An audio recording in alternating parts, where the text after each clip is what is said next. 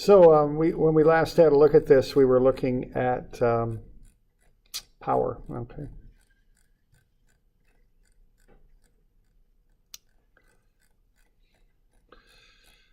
So what we developed here was this idea that power is torsion times angular speed. So we got to that.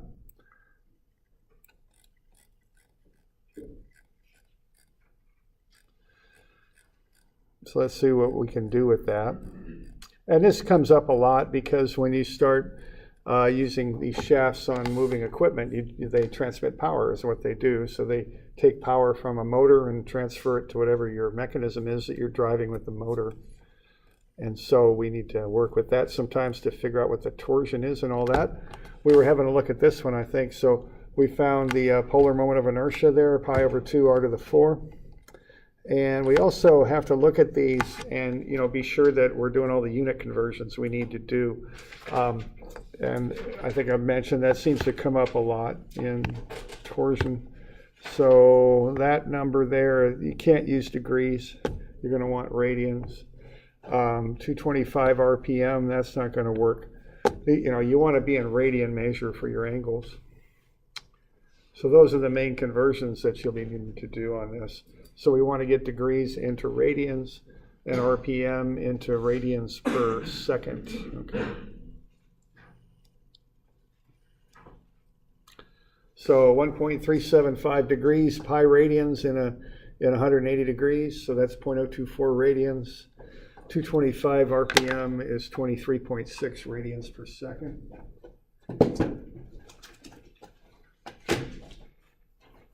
Okay, so we get that. We got the moment of inertia. All right, so there's just one extra step in this from a normal problem here, in that we've got to use the power. We've got to work with the power here a little bit. We want to find the kilowatts that this shaft can deliver. That's a power rating right there. So we're going to, whatever torsion we get, we're going to have to multiply it by the angular speed.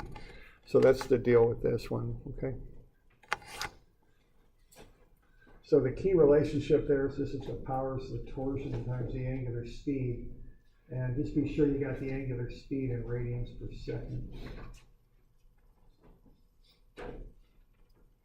All right, so what we've got there, we got 0.024 radians. Well, what we're going to do with that, just like we were talking about, is take torsion as phi g over L. Okay, so what we're given there is an allowable limit. We can only have 0.024 radians of twist in the shaft. So we're going to put that here, and then we're going to solve that for the torsion that would cause that amount of twist in the shaft, because we know all the other stuff. We know I, we know G, and we know the length of the shaft. So what we come up with there is 6,032 Newton meters is the maximum torsion that shaft can carry before it twists 0.024 radians. Okay.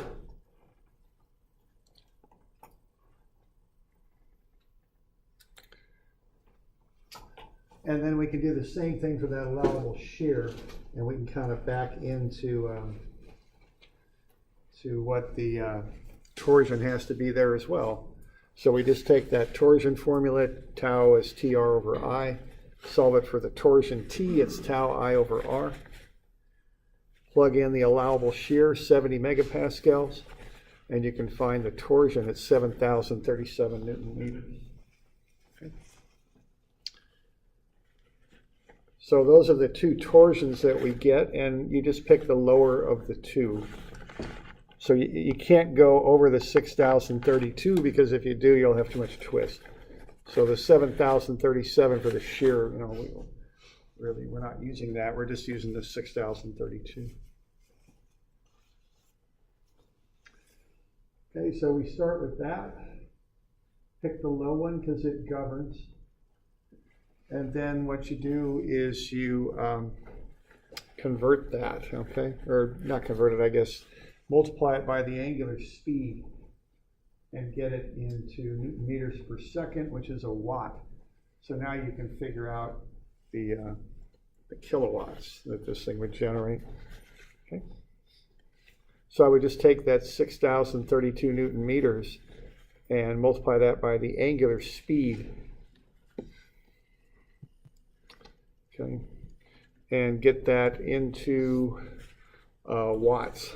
So 6,032 times 23.6 radians per second gets you 142,000 Newton meters per second, which is 142,000 watts, which is 142 kilowatts. You could also convert that into horsepower, okay, and get the imperial unit. So this is the metric unit that this thing needs to generate. This is the called imperial, also called English sometimes, whatever you want to call it. Okay.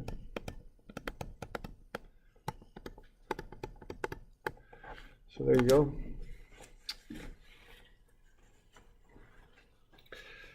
So if this is what this job needs, so to speak, you know, if this is what you have to do with this shaft, you're going to probably get a 200 horsepower motor. I don't think they make 190 horsepower motors, so you know the 200 probably be what you would get for this. Motors are rated on the horsepower they output, okay? Because when you buy a motor, you want to do a certain job, okay? So, you know, if you're a mechanical kind of engineer, if you're working with pumps, you know, civil engineers get into pumps too, or any kind of device, you kind of usually start on the mechanical side. You know, I've got to do this amount of work and expend this amount of energy and use this amount of power, and then you work back and pick motors and things like that will do the job you need done. Okay. So this would probably be a 200 horse motor. All right. Now you can go a little bit further here if you like. You know, you could figure out what you got to buy from the power company. As power costs go up, this gets more and more important. I don't know what the current cost of power is. Of course, we have very cheap power here in the Northwest because of all the hydro. So we're a lot cheaper than most places in the country. So maybe 11 cents a kilowatt hour, I don't know. You know, there's different rates that are paid for power too. If you buy it at night, it's cheaper because there's not as much demand at that time. You know, there's industrial rates. There's also what's called startup power that's needed to get equipment moving. There's a lot of different things that work into this. So in this particular example, if that motor is 85% efficient and it's got to output 142 kilowatts, if you divide that by the efficiency, you'll get what needs to come in, okay?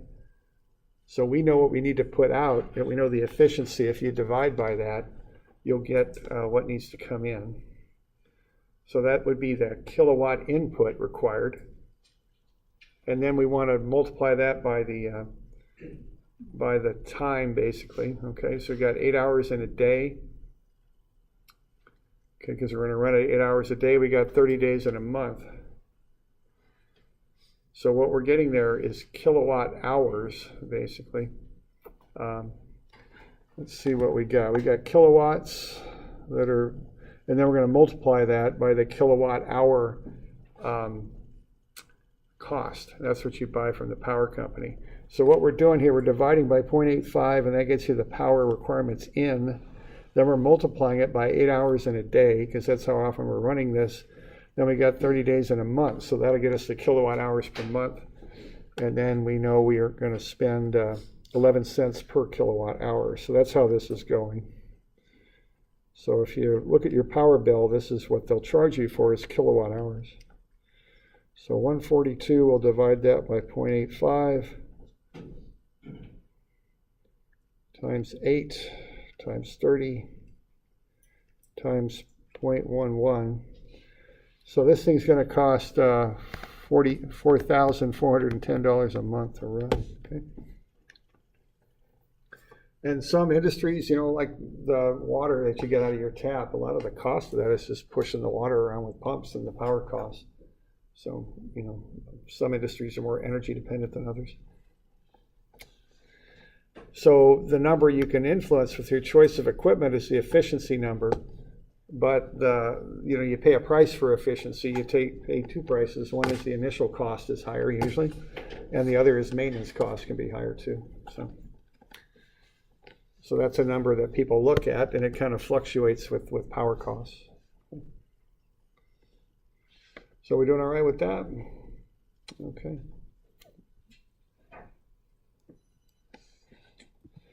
All right. All right, let's look at another one here. Let's have a look at designing a shaft, okay?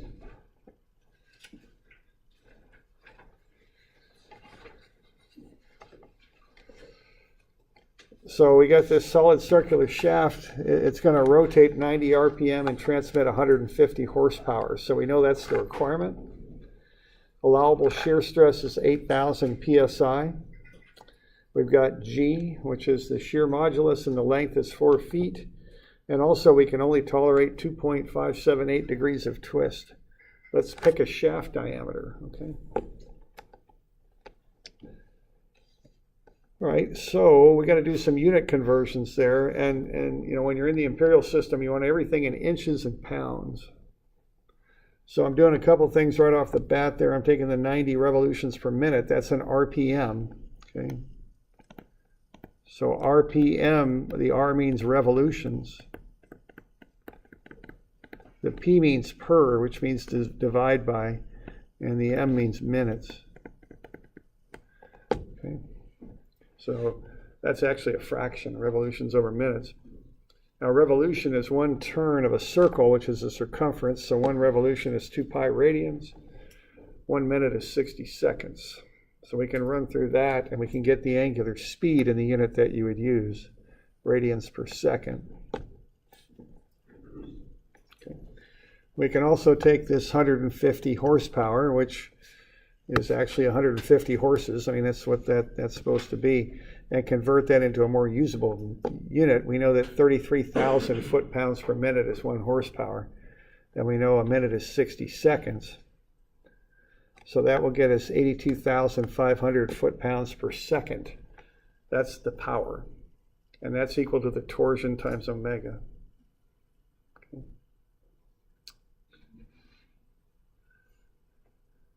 And then you got to do a couple more conversions here too. We got a length of 4 feet. Now that seems like a very natural, you know, English imperial unit. But we got everything else in inches. So I get that length into inches is what I want. So that's what I'm doing here. So 4 feet, 12 inches in a foot, 48 inches, okay. And then also we've got 2.578 degrees. So we want radians. So. Okay, so what do we got? We got 180 degrees halfway around a circle is pi radians. So that should get you the angle, 0.045 radians. Okay. So we just take care of that stuff at the beginning. All right, now this is one of those kind of solve it back kind of things, but it's got an extra little complication on it that we're solving for the shaft size, okay? So we got to pull the radius out of the equations. And so instead of solving for just something simple like the torsion like we've been doing, now we got to solve for the radius. And so like when you have the shear formula, TR over I, you know, you'd solve it for the radius, but you got to be careful because the radius is what makes up the moment of inertia too, okay? And then you've got the angle formula, TL over IG. So again, you got to put the I formula in its standard format, the formulaic way, the pi over 2r to the 4, and then solve for the radius, okay, in both cases.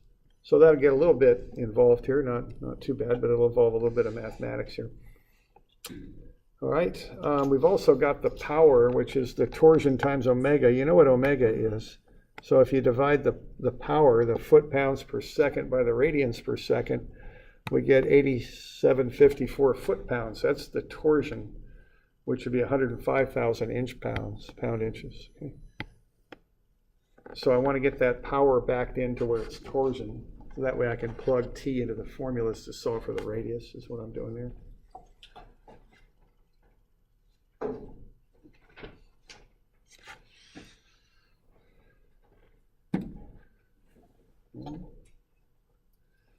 So we're doing all right with that?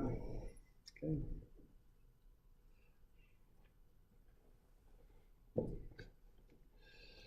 All right, so that's kind of the setup work, and then we just go ahead and rearrange the equations and solve for the radii, okay, and solve them twice, once for the shear and once for the angle, of twist. It's a little bit of a, derivation there. So tau max is TR over I. That's TR over pi over 2R to the 4. I can bring the 2 up. So that's 2TR over pi R4. So that's 2T over pi R3. So I've got a few steps there to get to that. So tau max is 2T over pi R3. R3 is 2T over pi tau. So the radius will be the third root of 2T over pi tau. Okay. So that comes from the shear formula. And I know all that stuff. I found the torsion, and I know what tau max is, so I can just plug that in and come up with the radius. The third root is the same thing as taking it to the 1/3 power. So if you don't have a third root button on your calculator, which you might well not have, it's the 1/3 power is what it is. So that'll get you 2.03 inches. Okay. So that shaft, if the shaft radius is 2.03 inches, then what that means is the shear will be 8,000 pounds per inch squared.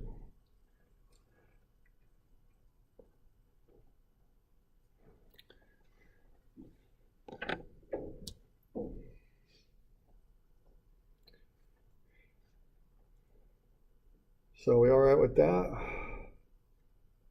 Okay. So what I'm doing there across the line here is just solving for the radius just step by step. Just plug it in. That involves a lot of just plugging in pi over 2R to the 4 for the moment of inertia. And then rearranging that and then solving for R. Third root of 2T over pi tau.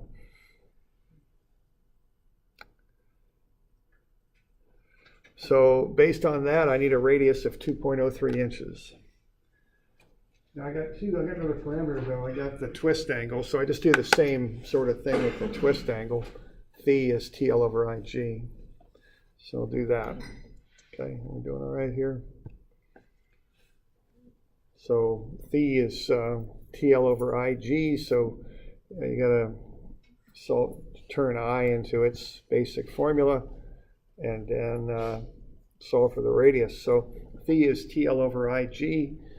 What I is pi over 2R to the 4. So that's 2TL over pi R4G is equal to the angle. Okay, right there. And then multiply both sides by R4 and divide both sides by phi. You get this for R4. Take the fourth root, and there you go. There's the radius. Fourth root of 2TL over pi phi G. Okay.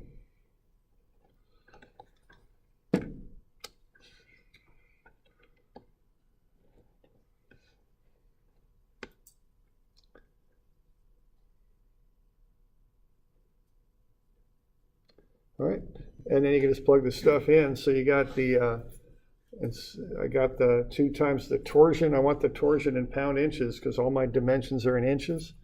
So I want that to match. I want the length in inches. I want everything in inches there. I don't want to be calculating a shaft radius in feet or something. I can do it in inches, okay? So I got all the inputs in there in pounds and inches. Notice the units work out on that. It's when you do all the units on that, you got inches squared on the top. 1 over inches squared on the bottom, so that gets you inches to the 4 up here, and the fourth root of that will get you 1.56 inches. Okay, so we've run it 2 different ways, and we got, for 2 different parameters, we got 2 different things. The radius of the shaft for the shear is 2.03, and for the angle is 1.56. Those are the required radii.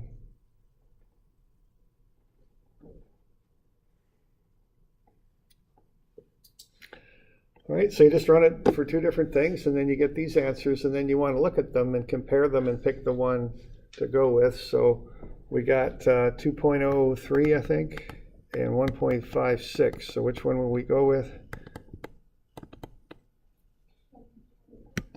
Yeah, I think we want the big one, right? There we go. Biggest one. Okay, because when you're designing stuff, minimize the load and maximize the size. That's the safe design. Okay.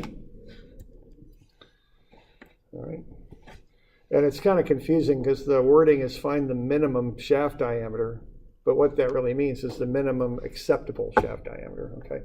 So it's not the smallest shaft diameter, it's the biggest of the two. Okay. All right. So the radius is 2.03, but round things are based on diameter. So we need a 4.06 inch shaft.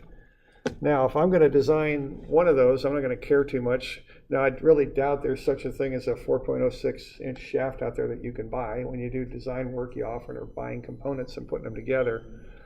I'm going to be a little unhappy with that, though, because I don't know how shafts go. The next size up might be 4.5. I'm kind of jumping a good way up from 4 to get to a safe number. So I might start looking at some of my assumptions and see if I can do something reasonable with that equation to get the minimum allowable diameter down to 4 inches. You know, a cheaper thing I could buy. But I'm not just going to do that. I'm going to look at, you know, the numbers, and maybe the one thing I could see on that would be looking at a stronger material to make the shaft out of. That might allow you to drop the size a bit. Okay.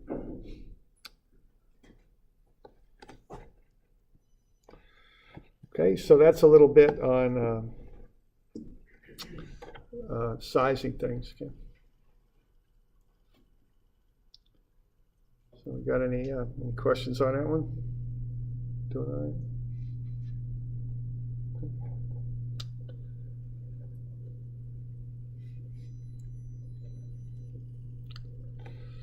All right, so that's that one. Now, we also can get into statically indeterminate problems with torsion. And this is the last little topic on this stuff. And these are pretty standard. You know, if you remember those statically indeterminate problems for axial loads, they weren't. You know, there were a lot of different ways of approaching them. With shafts, it's usually a lot more constrained. You're going to have a support on one side, a support on the other, and you're going to apply a torsion. Okay. So you got to come up with a way to solve these. You're going to use strength and materials so you can solve these things. So if you apply this torsion here somewhere between the two supports, there's going to be reactive torsion. And when you add up the reactive torsions, you'll get what you apply in the middle there. Okay. So the two reactive torsions, when added together, equal the applied torsion, you know, on the shaft.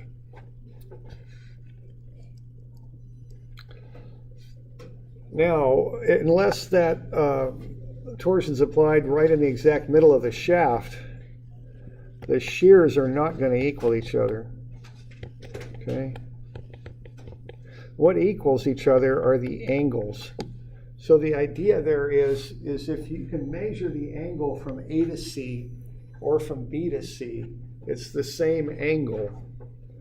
So the angles will equal each other, and that's how we can get another equation with this stuff, by realizing that. Okay. So you can measure the angle from A to C or from B to C. It's the same angle at C, so regardless of how you get there, it's the same thing, so we can set those equal. If you remember on the axial loading stuff, we had to find a relationship between the deltas. They might have been equal or they might not have. We might have had to find some ratio involving them or something like that. But with this torsion, it's always simple, that the angles equal each other. So that's where you get your second equation from. Okay. So let's look at an example of this one here. I think we got time for this. So we're on 690. This is a little bit involved, but let's have a look at this one. So what I got here is I've got two shafts that are welded together there at C, and I've got this length for A to C and that length for B to C. And I want to find, and what I know is I can only go up to 70 megapascals on this. That's it. I got to stop. So what I think about on this one is like taking a wrench and putting it on this center point, and then taking that wrench and twisting it harder and harder and harder. And when do I got to stop? Okay, I got to stop when I get a shear of 70 megapascals in this thing. That's when I got to stop. So I want to figure out, when do I get there? Which side reaches there first, and what torsion am I at when I get there? Okay, so this is going to involve analyzing each side independently and also analyzing the fact that the shafts are attached together. So it's going to involve both things. All right, So the basic relationship that I'm going to know here is that the reaction at A and the reaction at B added up will equal the torsion at C. Okay? What I apply is split between the two reactions. So that's the statics. And again, this doesn't have as many variables in it like the axial loading does. It's always simple. They just add the two together and they equal what you apply. Now the other bit you got to look at on this is the fact the angles are equal too. And that takes a little bit more messing around here. So we want to find those moments of inertia, pi over 2 r to the 4. Just remember to get the radius, not the diameter. Remember to take it to the 4th power. I get it in meters.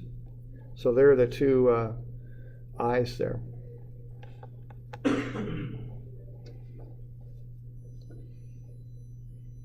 Okay.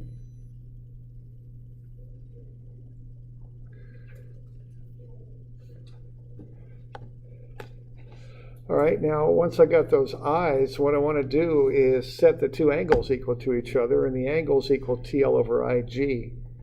So the T is going to be the unknown, but I'm going to be able to get a relationship between the torsion on either side based on the fact those angles are the same regardless of whether you measure from A to C or B to C. So T times 0.2 meters, 20 centimeters there, over I over G is equal to T over 0.5 meters divided by its I divided by G. And then I can work through that, and what I can do is set up a ratio between the two torsions. Okay, that's what I'm up to here. So this is going to help me to solve this problem. And I can solve the ratio either way. I can either divide through by the 0.001273,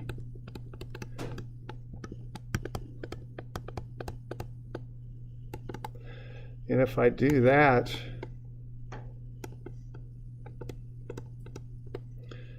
I'm dropping a 0. Yeah, I'm dropping a 0. Okay, so I can do it this way. And what I get out of that is that TAC is equal to 0.1562 times TBC. And I can solve it the other way too. I could divide through by the 0.1562 if I want.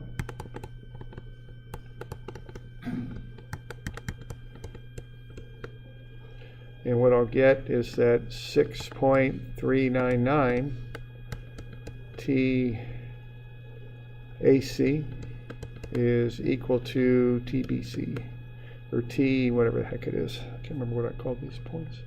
Yeah, TBC. So I can solve it either way. They're just reciprocals of one another, those two solutions. But what I'm doing there is I'm just getting a ratio between the two values, all right? Now, if all I'm working with here are torsions, that's all I'd really have to do is use the statics, that the sum of the two torsions equals the applied, and this relationship here between the angles. But I've got to do a little bit more with this one because I'm not giving a limited torsion. I'm giving a limiting shear. So what I got to do is look at each side and say, okay, if I take that shear up to 70 megapascals, what's the torsion going to be for each side? Okay. Now this thing's an assembly. It's made up of those two sides. So these relationships are always going to hold because the two sides are welded together. They move together. But to look at the relationship between shear and torsion, I'm just looking at each side independently. Okay. So what I'm going to do is I'm going to take that shear equation and solve it for torsion. Torsion is tau I over R, and I'll put that into each side. And what I'm going to find is what the maximum torsion can be on either side based on pushing that side all the way out to the 70 megapascal shear. Okay. So if I apply 110 Newton meters to AC, it'll hit 70 megapascals of shear. BC is quite a bit bigger, so I can apply up to 880 on that side. And that's when I'll hit the shear of 70 megapascals. Okay.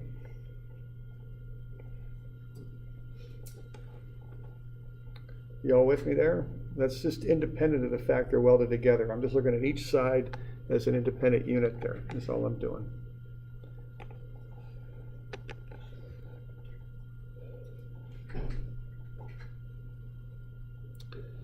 Now I just got to put all this stuff together.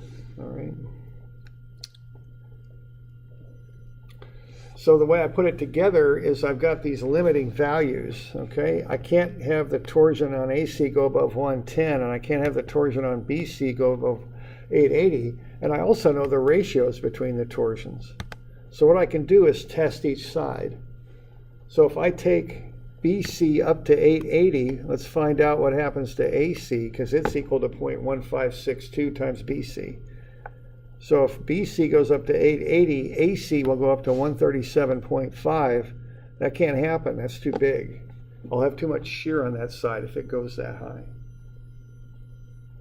So what happens here is AC is the one that limits out first. When it hits 110, that shear's at 70 megapascals. So I got to stop. And when it hits 110, the other side, BC, is 704.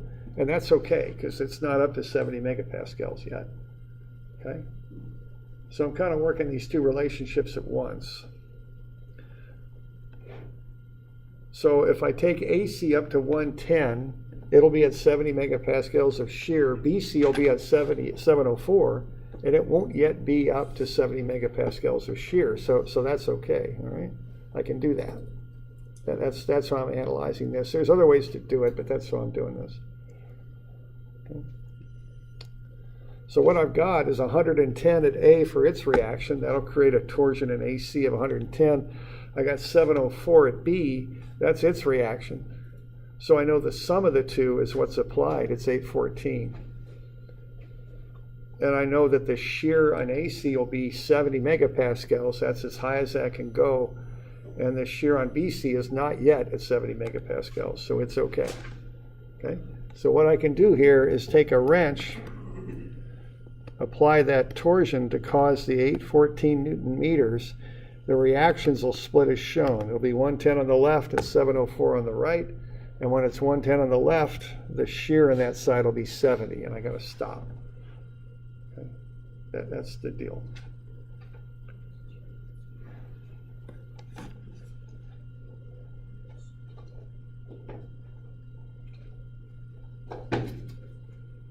Got any questions on that business there? There's a little bit involved there, but that's the deal.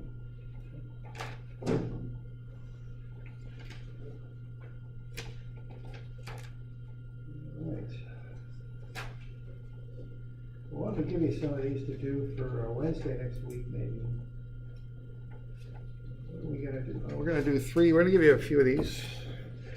So 302. Oops. There we go. So 302 and 303, they both got their own write-up pages there, 21A and B. And in 311 and 312, and that's 22A and B. And we'll make these due Wednesday. All right. Now, we're going to have another midterm here, but not next week, probably the week after. I don't quite know exactly when, probably early the week after. So this is week 6, I think, so early week 8. And I don't know, if you got other stuff going on, let me know. We'll try and stay off of those days if possible. Can't always keep everybody, happy that way. But yeah, question, yeah. Is it 31 or is that supposed to be 311? Oh, thank you, 311. Forgot a 1, thanks. So that's 311.